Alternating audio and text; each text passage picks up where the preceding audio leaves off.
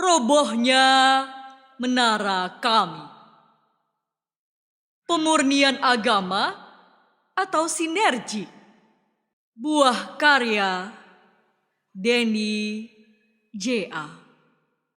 Suatu sore yang lesu, di perpustakaan yang banyak buku, Aziz masih diam terpaku, pikirannya tak menentu. Mengapa ada jarak menganga antara iman agama dengan hasilnya di dunia nyata? Mengapa ada jurang yang rawan antara ajaran dan peradaban? Menara keyakinan yang dibangunnya susah payah, roboh seketika, hatinya payah. Rika kekasih hati duduk di sampingnya mengiringi selalu. Ia hadir bagai puisi selalu, menguatkannya ketika lunglai, mengisinya ketika kosong. Namun soal agama, Rika berkompromi tiada.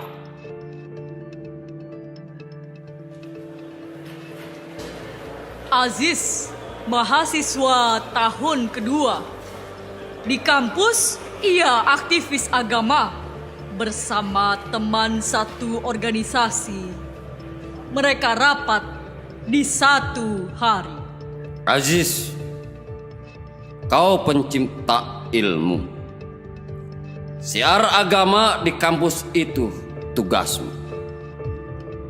Tunjukkan pada siapa saja betapa kemajuan ilmu dunia adalah inti kita punya agama.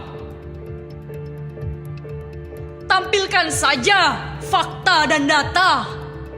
Dibandingkan semua agama, agama kita lebih utama. Bahkan ketika dunia barat masih terlelap di abad pertengahan yang gelap, agama kita obor gemerlap. Kur yang lain bersama serta merta, buka mata mereka. Agama kita yang utama. Kejarlah ilmu hingga ke Cina. Iya, iya, iya. Cari ilmu hingga ke Cina. Semua bersorak-sorai sangat keras. Girah agama memecah ruangan kelas. Aziz menerima tugas penuh semangat. Agama dan ilmu harus berjabat. Ini kesempatan tunjukkan kinerja. Pada waktunya, di ini organisasi, ia ingin jadi ketua tertinggi. Siap, teman-teman. Tugas segera dituntaskan. Sepakat? Kejarlah ilmu hingga ke Cina. Itu semangat kita punya agama. Jangan lupa Aziz, kata ketua. Pesan utama tulisanmu nanti, kembali ke agama yang murni. Itulah solusi. Satu-satunya solusi. Ini gerakan pemurnian agama. Hapus segala pengaruh budaya. Agama kita superior. Jangan dikotori yang inferior.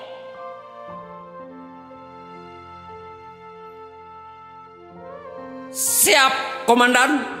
Aziz segera balik badan. Ia bersemangat cari data lapangan. Dibukanya komputer di perpustakaan. Rika sang kekasih terus mendampingi. Ia dan Aziz tak hanya sepasang kekasih, tapi juga berpasangan dalam iman, bahu-membahu dalam perjuangan. Mulailah Aziz searching di dunia maya. Om Google, paman YouTube, ia olah, aneka buku ia baca. Hah? Ia terkejut tak berdaya. Data menunjukkan sebaliknya. Betapa dunia muslim tertinggal kereta. Berulang ia baca itu fakta. Dibulak-baliknya tak percaya. Journal of Technology and Society, edisi 2011. Dibacanya lagi dan lagi, dibandingkannya aneka data. Betapa dunia muslim kini telah kalah. Untuk ahli mesin, teknisi dan ilmuwan total negara muslim gabung jadi satu hanya punya 9 dari 1000 populasi. Sementara rata-rata dunia punya 41 dari 1000 populasi. Untuk hak paten, hasil temuan ilmiah sejak tahun 1980 hingga 2000 sahaja, Korea daftarkan sebanyak 16.328 buah. Tapi 9 negara Arab digabung jadi satu, hanya daftarkan 370 buah semata. Untuk paper ilmiah yang sering dikutip, United States punya 10.481 paper. Tapi keseluruhan dunia Arab hanya publikasi 4 paper saja. Keseluruhan dunia muslim punya 1.800 universitas, tapi hanya 312 saja yang punya sekolah utama yang publikasi artikel di jurnal ilmiah. Ada 1,6 miliar muslim di dunia, tapi hanya 2 orang sahaja yang pernah dapat Nobel dunia. Tahun 79 fisika, tahun 99 kimia. Dari seluruh jurnal ilmiah dunia, 46 muslim punya negara. Hanya kontribusi 1% sahaja. Bahkan hanya gabungan Spanyol dan India lebih banyak menyumbang karya dibanding semua muslim punya negara walau digabung bersama. Spanyol bukanlah negara ilmu, tapi dalam 1 tahun ini saja lebih banyak menerjemahkan buku dibanding seluruh negara Arab bersama dalam 1000 tahun terakhir. Untuk 40 tahun selama, tak ada satu paper pun yang berharga dari ahli fisika negara muslim atau ahli kimia dunia muslim yang layak dibaca. Demikian Steven Weinberg berkata, pemenang Nobel Fisika. Dunia muslim semakin tak diberitakan, absen di dunia ilmu pengetahuan, tapi acap menjadi headline untuk terorisme yang kejam. Data itu tumpuk menumpuk di kepala. Aziz diam terperangah.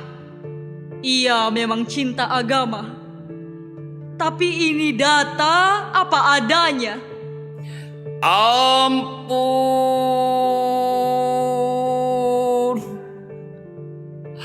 ampun.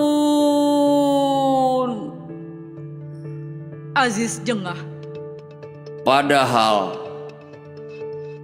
dunia muslim yang sama pernah menjadi mercusuar dunia di abad ke-7 hingga 10 ketika dunia barat masih gelap sulu.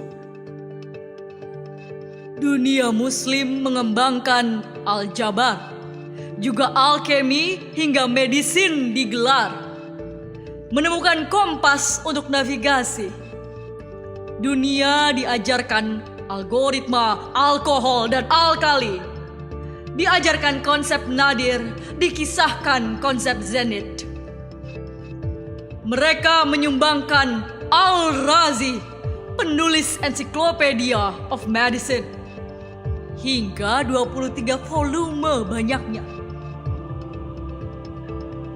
Mereka lahirkan Ibnu Sina, mengarang Canon of Medicine, itu medical survei kesehatan, menjadi pegangan dunia barat sana, berpengaruh 6 abad lamanya. Hidup pula Al-Farabi, sang guru. Ia diberi gelar The Second Teacher, Maha Mampu.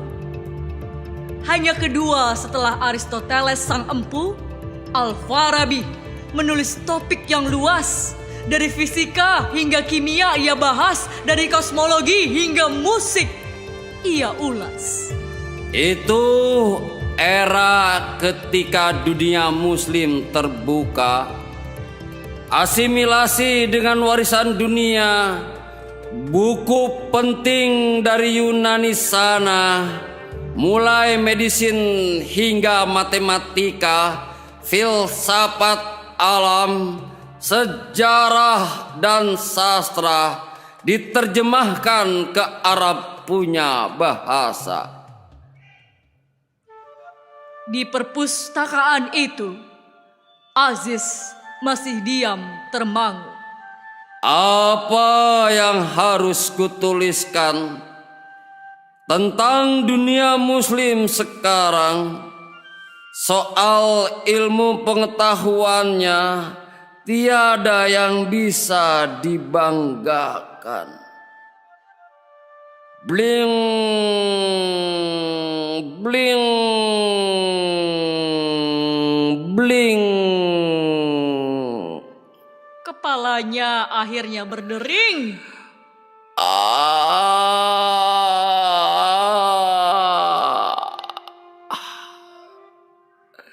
Kutulis saja yang hit. Katakan kebenaran walau pahit. Bukan kampanye, tapi introspeksi. Dunia muslim perlu kritik diri. Biarlah data dan fakta bicara, bagus untuk pembuka mata. Yang dibutuhkan bukan pemurnian agama, yang diperlukan justru sebaliknya. Agama harus disinergikan dengan unsur terbaik peradaban. Dunia barat jangan dimusuhi. Muslim justru harus bersinergi. Seperti dulu dengan peradaban Yunani, itu baru solusi. Namun gagasan Aziz ditolak mentah-mentah, heran dan tak suka, memenuhi ruangan menyengat semua. Aziz, apa kau sudah gila? Menulis sebaliknya dari yang diminta. Kau ditugaskan siar agama ke dunia. Yang kau lakukan mengkritik kita semua. Mohon kembali ke rencana semula. Ya, Aziz, kembali ke rencana semula. Ujar yang lainnya kur bersama. Mengapa kau kini berbeda? Aziz sampaikan alasan kita harus naik tahapan. Buat apa gembar-gembor kepompong, tapi kenyataannya kopong. Kritik diri adalah sehat, pahit tapi membuat kuat. Namun temannya tetap bertahan. Ia dipecat jika melawan. Aziz, organisasi punya aturan, punya misi yang harus ia emban. Jadi duri dalam daging kau nanti, kami akan tegas tanpa kecuali. Namun yang membuat Aziz pedih adalah reaksi Rizka sang kekasih.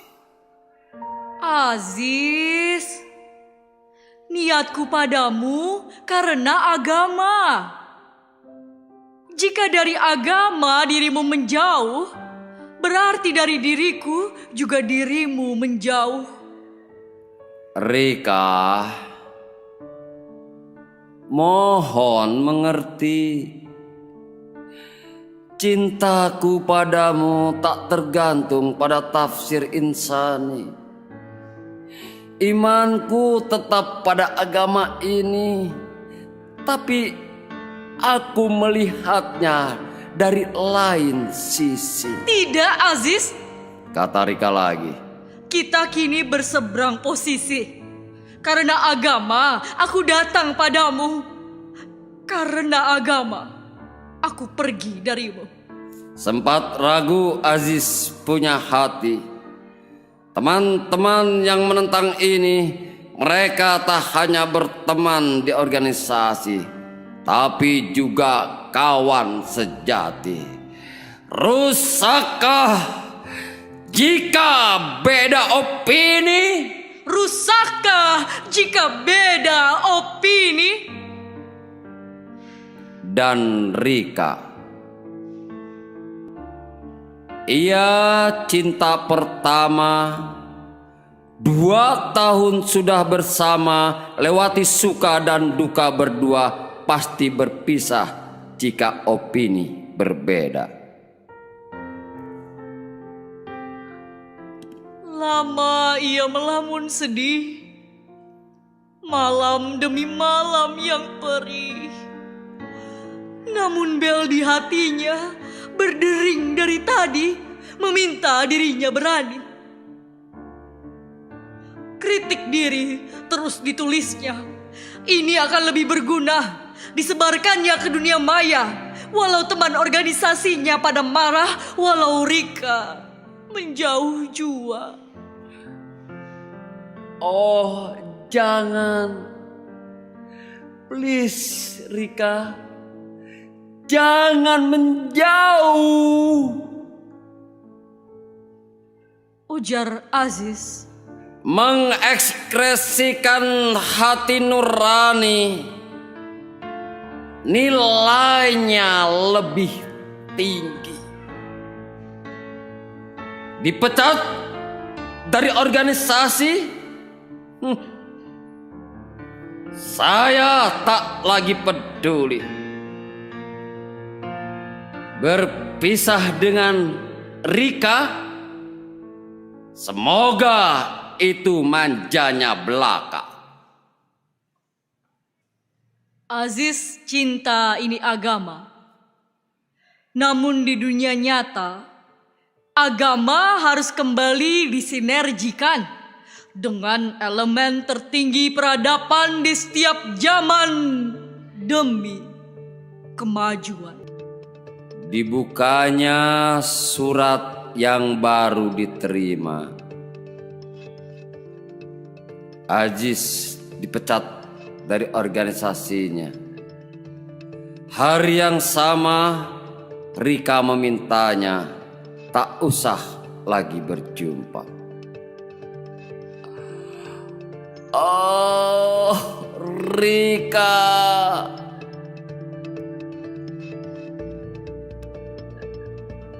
Please. Jangan salah duga. Di langit dilihatnya Di bulan. langit dilihatnya bulan. Senyum padanya manis nian. Senyum padanya manis nian. Namun hatinya menangis. Namun hatinya menangis. Ditahannya Justru semakin mengiris. justru semakin mengiris.